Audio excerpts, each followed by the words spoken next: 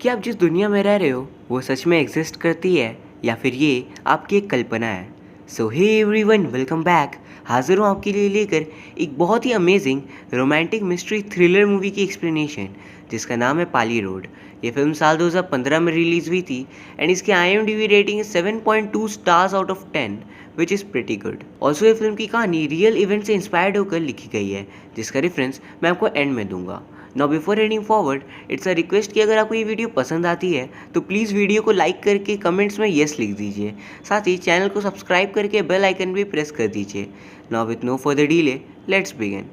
तो दोस्तों, फिल्म की कहानी बहुत ही ज़्यादा कॉम्प्लिकेटेड है। क्या इमेजिनेशन है, क्या रियलिटी है, यही सोचकर आप कंफ्यूज हो जाओगे।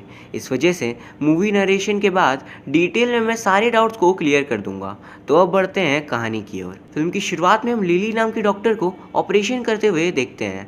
वहाँ उसकी फ्रेंड डॉक्टर एमी कहती है, 3 सालों से आज तक तुमने कोई भी अनसक्सेसफुल ऑपरेशन नहीं किया। तभी अगले सीन में लिली ऑपरेशन चेंबर से बाहर आती है। बाहर एक पेशेंट के रिलेटिव बैठे थे और लिली उनसे कहती है, मुझे माफ़ करना मिस कालानी, मैं पेशेंट को नहीं बचा पाई। यानी उसका ऑपरेशन अनसक्सेसफुल हो जाता है। अगले सीन में लिली थोड़ी उदास खड़ी थी। तभी डॉक्टर मिच उसके पास आते हैं। वो लिली को समझाते हैं कि तुम ऐसे सारे पेशेंट्स के साथ इमोशनली कनेक्ट नहीं हो सकती। तुम जो कर सकती थी तुमने वो किया। दरअसल लिली जिस हॉस्पिटल में काम करती थी उसके हेड डॉक्टर मिच थे। फिर वो लिली को थोड़ा एक्स्ट्रा काम करने की रिक्वेस्ट करते हैं और कहते हैं, अगर तुम्हें किसी भी चीज़ की ज़रूरत हो तो मुझे ज़रूर बताना, मैं हमेशा तुम्हारे लिए खड़ा हूँ। लेकिन लिली अपनी सैडनेस को ख़त्म नहीं कर पाती है। अगली सुबह वो अपने बॉयफ्रेंड नील के घर जाती है लेकिन वो उधर नहीं था। फिर वो उसके स्कूल जाती है और वहाँ नील उसे मिल जाता है और वो अच्छा फील करती है। फिर वो दोनों एक चैरिटी फंड ड्राइव पे जाते हैं और वहाँ लिली के डॉक्टर फ्रेंड्स भी आए थे। मिच कहता है, क्या तुम मेरे साथ चलोगी, मैं तुम्हें किसी से मिलवाना चाहता हूँ। लिली नहीं जाना चाहती थी लेकिन मिच उसे ज़बरदस्ती ले जाता है।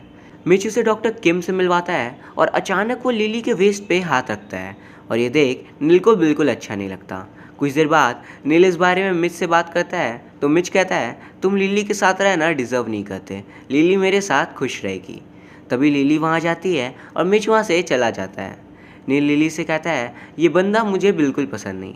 लिली कहती है, मैं तुम्हारे साथ हूँ, उसके साथ नहीं, छोड़ो ये सब। और फिर वो दोनों लॉन्ग ड्राइव पे निकल जाते हैं। नील लिली को प्रपोज करता है लेकिन लिली समझ नहीं पाती वो क्या कहे और उसे ना कह देती है। रास्ते में लिली उसे कहती है, शादी कोई खेल नहीं है, ये हमारी ज़िंदगी का सवाल है और हमारे फैमिलीज़ का भी। नील कहता है, वही तो, बिल्कुल सही कहा तुमने, इसलिए मैं अपनी पूरी ज़िंदगी तुम्हारे साथ रहना चाहता हूँ। पर फिर उन दोनों में इस बारे में बहस हो जाती है।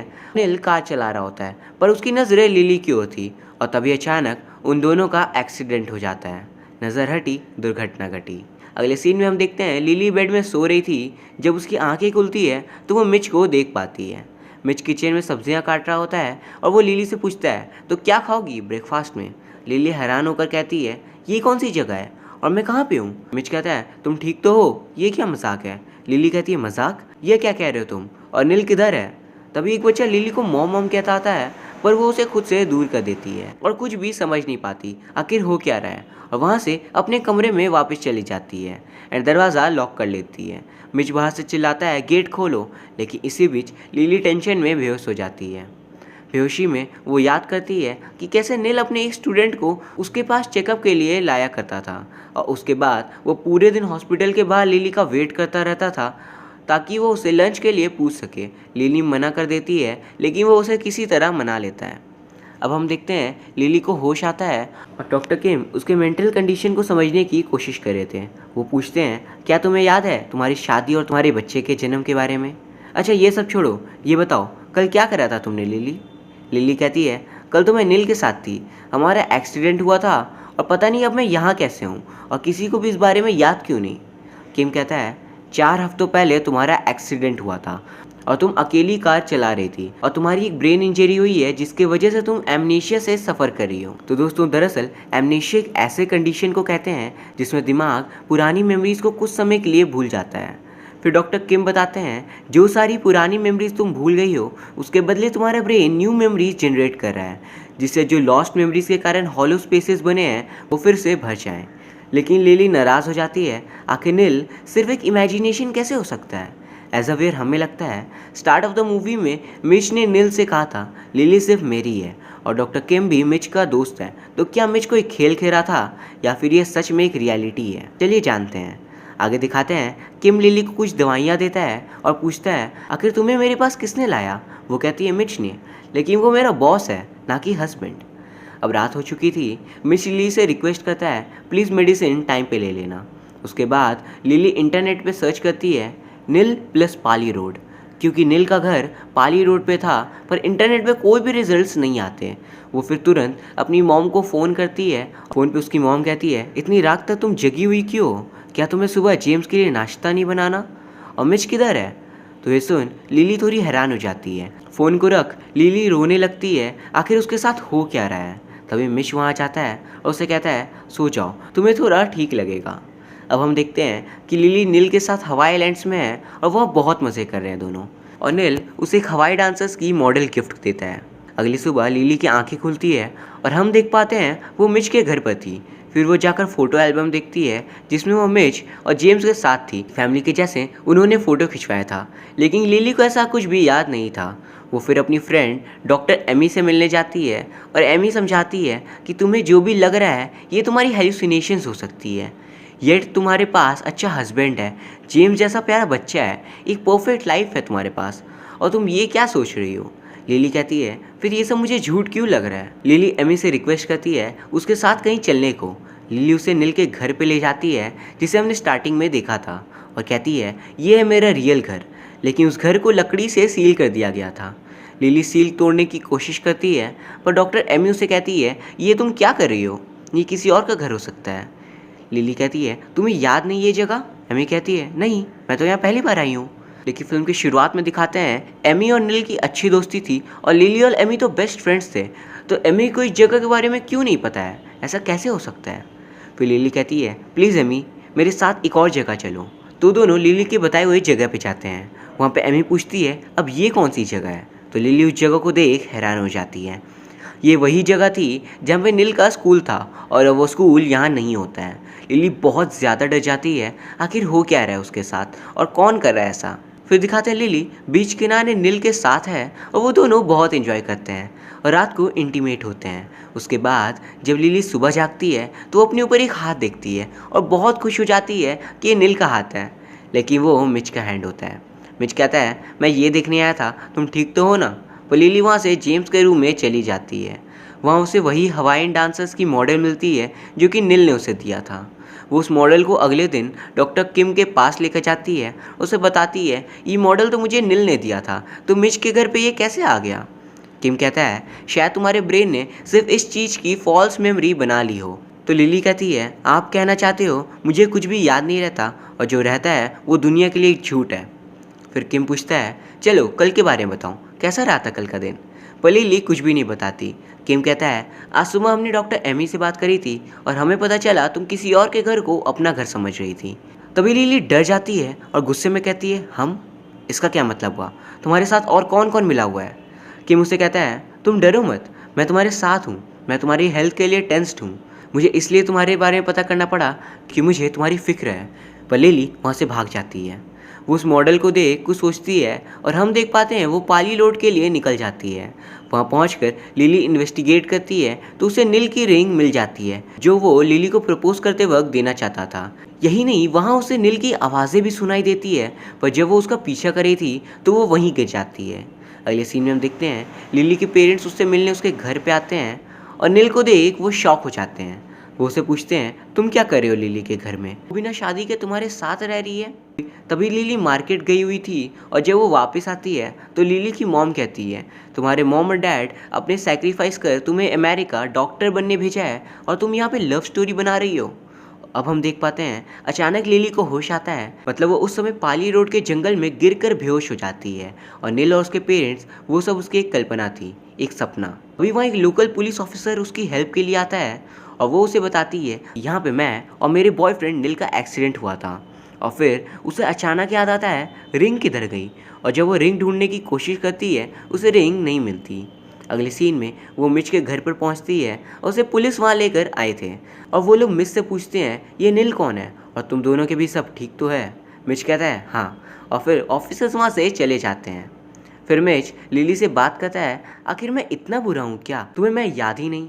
हम दोनों साथ हैं लिली, तुम्हारी पूरी फैमिली तुमसे बहुत प्यार करती है, कम से कम हमारे बेटे जेम्स के बारे में तो सोचो। अगले दिन सुबह मिच और लिली एयरपोर्ट जाते हैं। वहाँ लिली के पेरेंट्स आए थे चाइना से।